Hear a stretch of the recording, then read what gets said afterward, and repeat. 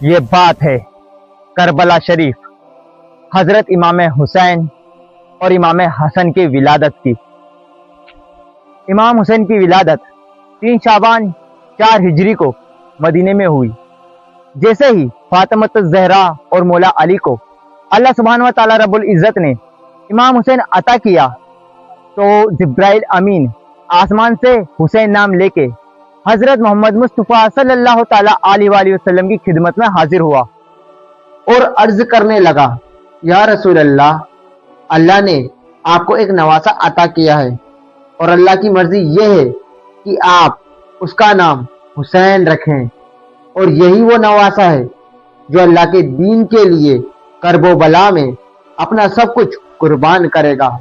اس کی قربانی کے بعد ہی رہتی دنیا تک اللہ کا دین باقی رہے گا۔ جیسے ہی امام حسین کو گود میں لیا تو آپ نے اپنی زبان امام حسین کے منہ میں رکھ دی، اور امام حسین رسول اللہ صلی اللہ تعالی علیہ وآلہ وسلم کی زبان کو چوستے ہی تاریخ نے لکھا، حضرت محمد مصطفیٰ صلی اللہ تعالی علیہ وآلہ وسلم اللہ کے رسول اتنی محبت کرتے ہیں جس کی مثال پوری دنیا میں نہیں ملتی۔ رسول خدا اکثر امام حسین کو سینے میں سلایا کرتے تھے۔ چھوٹے سے امام حسین جب مسجد نبوی میں داخل ہوتے ہیں تو آپ اپنے خطبے کو روک کر امام حسین کو اپنی گود میں لیتے اور ممبر پہ تمام صحابہ کو بتاتے، اے لوگوں، پہچانو، یہ میرا نواسا حسین ہے، ان قریب اس کو میرے دین کے لیے بے ظلم خطا قتل کیا جائے گا۔ اس وقت امام حسین کی مدد کرنا بس دور بدلتا جاتا ہے۔ اللہ کے رسول حضرت محمد مصطفیٰ صلی اللہ تعالی علیہ وآلہ وسلم کی رحمت کے بعد اہل بیت پر مسائل بڑھتے جاتے ہیں اور حضرت بی بی فاطمۃ الزہرا علیہ السلام کی شہادت ہوتی ہے، اور مولا مشکل کشا کو مسجد کوفہ میں شہید کر دیا جاتا ہے، اور امام حسن کو بھی زہر دیا جاتا ہے۔ رجب سن 60 ہجری کو یزید پوری دنیا کے سامنے اللہ کے دین مذہب اسلام کا انکار کرتا ہے۔ وہ قرآن کی توہین کرتا ہے اور یہ کہتا ہے، میں محمد بن عبداللہ کے دین کو نہیں مانتا، اور اس وقت وہ دنیا کا سب سے بڑا بادشاہ ہوتا ہے۔ اس کی حکومت 3 بڑے اعظم پر تھالی ہوتی ہے۔ پوری دنیا ظالم بادشاہ کے ظلم کی وجہ سے خاموش رہ جاتی ہے۔ اتنے میں امام حسین مدینے سے آواز دیتے ہیں اور کہتے ہیں، اے یزید، تو جھوٹا ہے، میرا نانا حضرت محمد مصطفیٰ صلی اللہ تعالی علیہ وآلہ وسلم اللہ کا رسول ہے اور قرآن اللہ کی کتاب ہے۔ اس بات کو بتانے کے لیے اگر مجھے قربان بھی ہونا پڑے تو میں پیچھے نہیں ہٹوں گا۔ تب یزید یہ حکم نافذ کرتا ہے کہ امام حسین کو مدینے میں شہید کیا جائے۔ امام حسین نہیں چاہتے کہ ان کا خون ناحق اپنے نانا کے مقدس شہر میں پڑے۔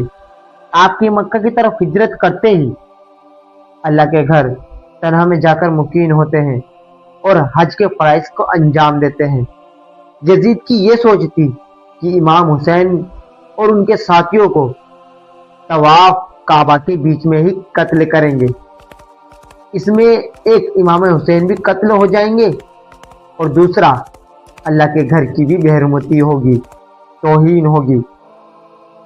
امام حسین کو جیسے اس بات کا علم ہوا، آپ نہیں چاہتے تھے کہ ان کا خون اللہ کے گھر میں بہے۔ کوفہ والوں کے ہزاروں خط آپ کے پاس آتے رہے، اے نواسہ رسول، ہم بھی رسول اللہ کے دین کی بقا کے لیے یزید پر لعنت کرتے ہیں، لیکن یزید کے ظلم کی وجہ سے مجبور ہیں۔ آپ جلد کوفہ آ جائیے اور اپنے نانا کے دین کو بچانے کے لیے ہماری مدد کیجیے۔ ان خطوں میں یہ تک لکھا تھا، اے حسین، اگر آج آپ ہمارے پاس نہیں آئیں گے تو ہم روز محشر ہم آپ کے نانا جان سے آپ کی شکایت کریں گے کہ دین مٹتا رہا اور امام حسین مکے میں مقیم رہے۔ इमाम हुसैन अपने चाचा जात भाई मुस्लिम बिन अकील को अपना सफीर बना के कूफा भेजते हैं और ये कहते हैं तुम उनसे मिलके हुज्जत तमाम करो। मुस्लिम बिन अकील कूफे जाते हैं। वहां के लोगों की मोहब्बत को देख के इमाम हुसैन की तरफ एक खत लिखते हैं, मौला आप जल्द से जल्द कूफा आ जाइए। इमाम हुसैन अपने हज को उम्रा में तब्दील करते ही अपने बच्चों और बहनों और बेटियों को लेके कूफे की तरफ रवाना होते हैं और वहां यजीद अपने तमाम वजीरों में से एक जालिम शख्स उबैदुल्लाह इब्ने जियाद को चुनता है। वो फौरन जाए और कूफे की हुकूमत संभाले और इमाम हुसैन के चाहने वालों पर जुल्म करे कि सब अपने घरों में चले जाएं। नवासे रसूल जैसे ही मक्के को छोड़ के कूफा के पास पहुंचने लगे तो वहां पर उन्हें मुस्लिम बिन अकील की शहादत की खबर मिलती है और ये मालूम होता है कि कूफा वाले बदल गए हैं। कोई ने सोना लेके खामोशी इख्तियार कर ली है तो कोई यजीद के जुल्म की वजह से घर में छुप गया। इमाम हुसैन चाहते हैं कि अरब शहर को छोड़ दें और किसी ऐसी जगह चले जाएं जहां यजीद की हुकूमत ना हो। ये बात जैसे इब्ने जियाद को पता चलती है तो हूर के साथ हजारों की फौज भेजता है और कहता है जाओ, हुसैन कोफा के आसपास ही है, उसे फौरन कैद करो। और इब्ने रिहाई इमाम हुसैन को ढूंढते ढूंढते शहर मुकीर तक पहुंचते हैं।